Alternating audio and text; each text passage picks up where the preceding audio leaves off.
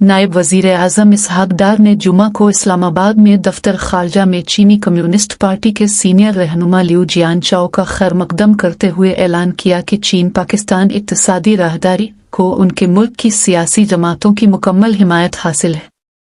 चीनी ओहदेदार जुमेरात की शब पाकिस्तान चीन मुश्तरका मशावरती मैकेनिज्म JCM के तीसरे इजलास की शरीक सदारत के लिए मुल्क पहुंचा, जिसमें सीपैक मंसूबों की पेशरफ्त पर तवज्जो दी गई। 2019 में कायम किया गया CPEC पर सियासी जमातों के लिए JCM चीन की कम्युनिस्ट पार्टी और पाकिस्तानी सियासी जमातों के दरमियान एक बाकायदा मशावरती प्लेटफॉर्म के तौर पर काम करता है। इसका इफ्तिताही इजलास मार्च 2019 में बीजिंग में हुआ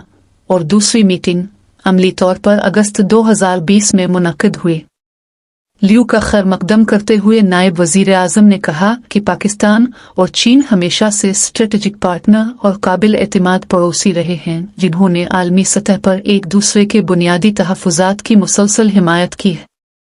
दफ्तर खारजा ने एक सोशल मीडिया पोस्ट में उनका हवाला देते हुए कहा, पाकिस्तान और चीन के ताल्लुकात और सीपैक को पाकिस्तान की तमाम सियासी जमातों की मुकम्मल हिमायत और एतमाद हासिल है, क्योंकि उन्होंने तरक्की, खुशहाली और तरक्की के नए रास्ते खोले हैं।